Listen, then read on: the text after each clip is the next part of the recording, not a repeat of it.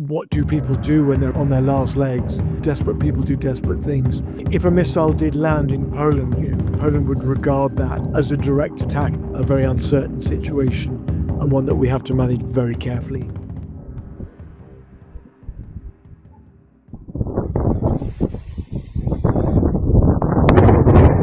So it is a Russian intermediate range ballistic missile that Russia sort of markets as a hypersonic weapon that's nuclear capable.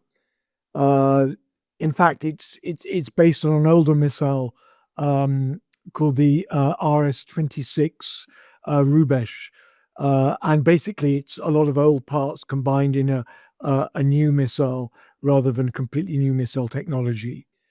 It's got a 500 to 5,000 kilometer range, and is a very powerful weapon. It's a bit like the American intermediate ballistic missiles that were used during the Cold War, like the Pershing. So, a capable weapon. A missile like this travels at speeds above Mach 10, so around 12 or 13,000 kilometers per hour. So terrific velocity. So that gives you a very short detection time, and a very difficult to intercept with an anti-ballistic missile weapon. Ukraine doesn't have very many of those. We don't have any of those. So it's very challenging to defeat a weapon of that type.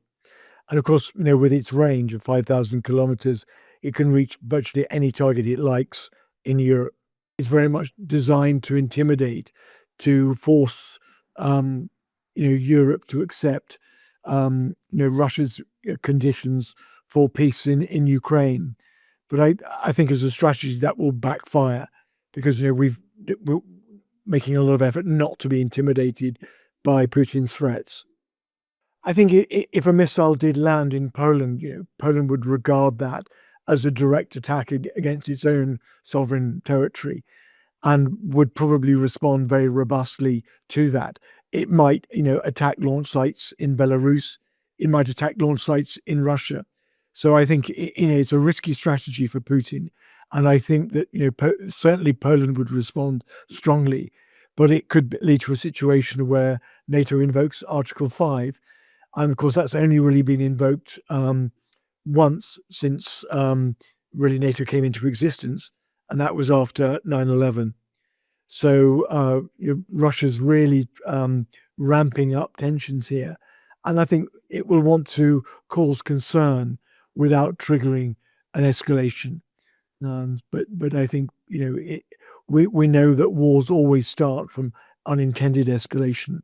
So I think Putin will have to be very careful what his next steps are. Well, I think there is a real chance of escalation, and Russia is very much on its back foot. Its economy is really struggling. And before Christmas, it was conducting attacks with horses, wholesale cavalry attacks that we never thought would happen again. And it paid a terrible price for that. And if it's doing things like that, rather than using tanks or armored vehicles, it just shows the extent to which its army is fully depleted and lacks resources. And of course, morale on the front line amongst Russian soldiers is probably at an all-time low. Combine that with the very cold winter weather but in Ukraine right now, and it's very difficult to maintain any kind of momentum. So how does Russia do that?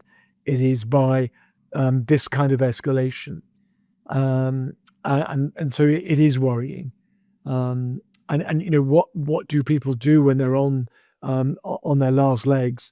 They desperate people do desperate things.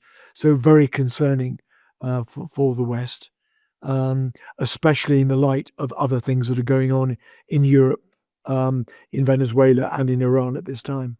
This does show that but Putin is not interested in peace. How can you be trying to dampen down aggression and step back when you're doing things like this at the same time while you're trying to agree a peace deal? So it doesn't make him look very serious, to be honest. But then, I don't expect him to be serious because, Russia has lost out on being able to avoid sanctions busting trade thanks to Venezuela, Maduro being taken out. and China's lost access to oil. So Russia has been pushed into a corner by that. And of course, if there is a revolution in Iran, another source of weapons and financial aid will have gone. So Putin will have been incensed by America's actions, both there and probably actions that are coming in Iran, and the same deal for China. So this is likely to push Russia and China closer together, with Russian oil being provided in return for Chinese weapons. So that could really fuel an escalation quite beyond anything that's happening, with missiles being dropped close to the Polish border. So a very difficult situation, a very uncertain situation, and one that we have to manage very carefully.